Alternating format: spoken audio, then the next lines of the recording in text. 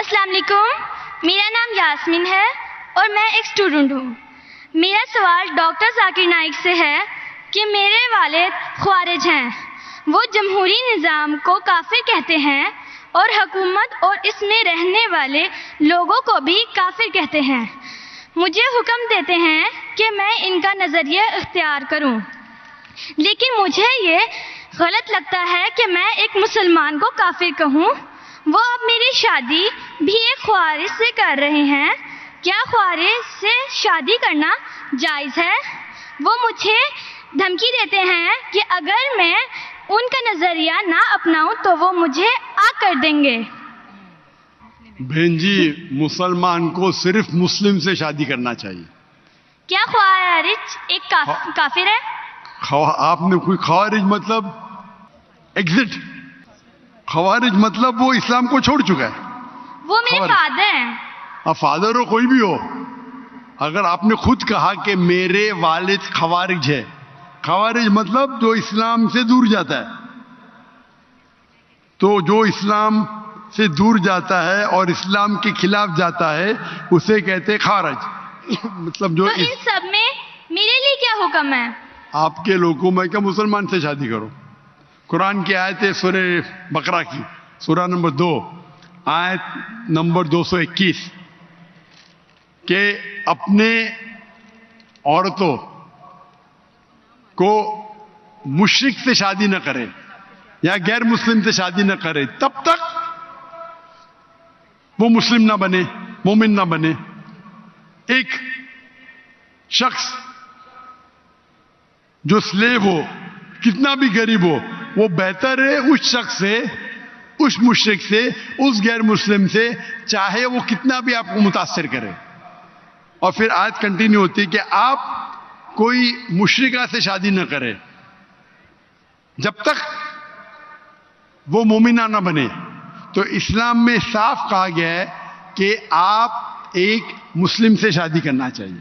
تو قرآن میں یہ بھی تو لکھا ہے کہ جو ایک انسان کا ولی ہوتا ہے، اور اگر وہ یہ بات نہ مانے کہ میں ایک مسلمان سے شادی کروں تو اس معاملے میں کیا کروں؟ بہن جی، یہ قرآن میں نہیں لکھا، حدیث میں لکھا ہے۔ حدیث میں لکھا ہے کہ شادی کرنے کے لیے خاتون کو، عورت کو ولی کی ضرورت ہے، اور ولی والد ہے۔ لیکن اس میں اختلاف ہے، حنفی مذہب میں یہ ضروری نہیں، فرض نہیں ہے۔ اگر ولی والد اجازت نہیں دیتے تو دینا اچھی بات ہے، لیکن فرض نہیں ہے۔ باقی 3 ائمہ میں ولی والد ہونا ضروری ہے، لیکن آپ کے کیس میں اگر والد خوارج ہے تو یہ آتا ہی نہیں معاملہ۔ یہ ان کے لیے بہن جی، آپ بیچ میں دخل اندازی دیتے رہیں گے تو کیسا میں جواب دوں؟ آپ کا سوال ختم ہو چکا ہے، ابھی جواب کو سنیے۔ آپ اگر دخل اندازی، آپ کو اپنا سوال پورا ایک ساتھ میں بولنا چاہیے۔ آپ بیچ میں دخل اندازی کرتے رہیں گے تو ختم ہی نہیں ہوگا نا۔ آپ کا سوال ختم ہو گیا، ابھی جواب سنو اور دوسرے کو موقع دو سوال کرنے کا۔ آپ نے سوال کیا کہ آپ کے والد خوارج ہے، جو مسلم کے والدہ یا والد خوارج ہے یا غیر مسلم ہے اس کے لیے لاگو ہوتا ہی نہیں۔ اگر آپ کے والد غیر مسلم ہیں یا خوارج ہے تو آپ پہ یہ حدیث لاگو ہی نہیں ہوتی ہے۔ پھر آپ کو آپ کا ولی دوسرا کوئی مسلمان بن سکتا ہے، چاہے آپ کا چاچا ہو، چاہے دوسرا کوئی قریب ہو، لیکن یہ جو فرد ہے اس کے اندر فقہ میں اختلاف ہے۔ حنفی مذہب کے حساب سے اچھی بات ہے کہ ولی سے کرو، لیکن فرض نہیں ہے۔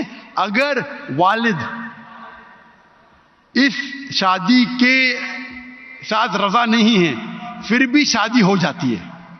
باقی 3 ائمہ کے نزدیک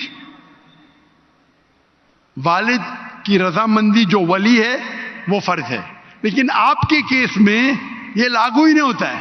آپ نے جب کہہ دیا کہ آپ